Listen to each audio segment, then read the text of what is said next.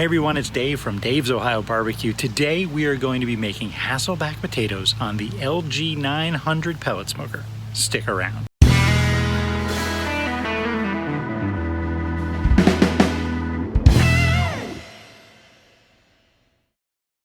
All right, Hasselback potatoes. I have not tried them until recently. I did not discover what a joy, what a wonder these things are. Basically, take everything you love about a French fry and everything you love about a baked potato and combine them together into like one vessel. That's what a Hasselback potato is. This isn't some old world recipe. These were actually invented in like the 50s in Stockholm, Sweden at a restaurant called Hasselbacken or something like that. I don't know how to pronounce it in a Swedish accent. You're gonna start by picking out your potatoes. If you wanna do smaller ones, you can. If you wanna do big, huge baking potatoes, you can do that too. I prefer to use Yukon Gold potatoes for this. I like the flavor, I like the texture more than other types, but you can use pretty much, any type of potato you choose. Just bear in mind, if it's a small potato or big potato, it's going to affect the cooking time, and it may, take a little longer, a little less, so you have to pay attention to that. Before you do anything, take your potatoes, wash them and dry them. That's the smart thing to do. To start, what you want to do, this is the secret to this recipe, is you want to cut this potato into little like 1/8-inch slices. But the thing is, you don't want to go all the way through the potato. You want to leave about 1/4 inch along the bottom to hold it together so it kind of fans out, so the little wedges fan out. Easiest way to do that is to find something to stop your knife from going all the way down.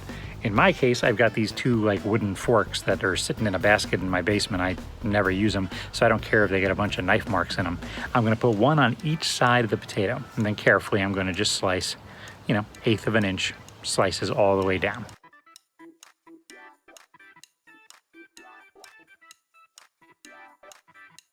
All right, so now that those are all sliced up, why don't you do me a favor, hit that subscribe button down there. And, while you're at it, hit the little bell too, because I've got a lot of videos coming out real soon. So the secret, what makes these potatoes so good is they take on the fried texture of a French fry, but also the baked texture of a baked potato. So what we need to talk about first is how we're gonna get kind of like that fried texture.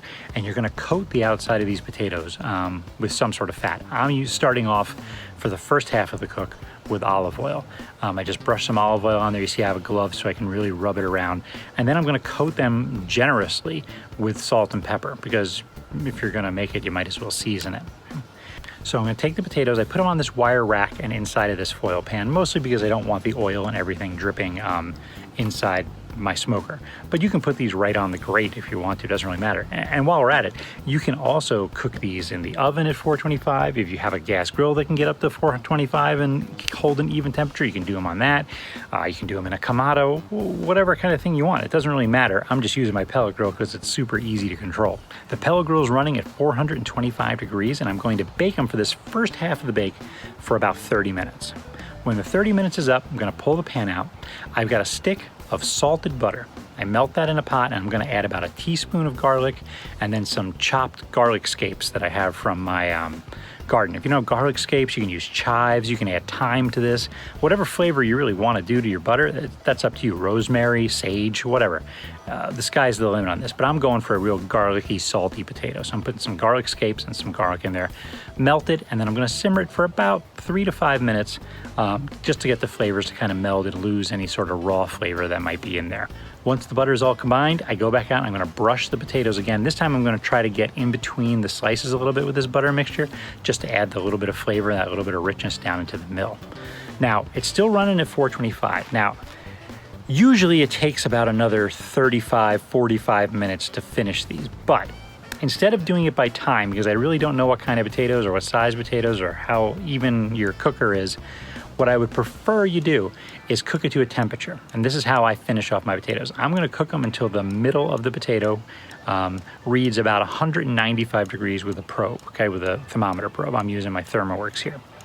Once it gets to about 195, I like to crank the temperature up to about 500, 525 on my pellet smoker and finish them. You're looking for about 205, 210 for a finished temperature. That'll give you that nice fluffy potatoy feeling in the middle. The reason I like to do this at that high heat, it really does a good job of crisping up the edge and really gives you that really awesome French fry texture. These things are great. You can use them as a side for, you know, a main dish. I'm having them tonight with pork chops, but you can do it as like an hors d'oeuvre or like a little like, you know, put them on a party tray if you do little ones, and people can, you know, finger food snack on them however you want it. They're really, really good. No one is going to complain about eating something that tastes like a French fry. They don't really need to cool or anything. When they're done, take them off, let them sit for a minute maybe so they cool down from lava temperature, and then serve. And that's it. You've got the best of a French fry and a baked potato all in one package. They're so good. People will be impressed because they look impressive. You've got this kind of scalloped thing. I mean, it's a no-lose proposition here. Thanks for watching. As always, make sure you subscribe to my channel. Hit the bell next to it so that you get notifications every time I make a video. Make sure you follow me on social media. I'm on Twitter and Instagram at Dave's Ohio Barbecue. I also have a Facebook page. Just go to Facebook, type in Dave's Ohio Barbecue, and it'll come up. And that's it. I got a lot of videos coming out real soon. Thanks for watching. I'll see you next time.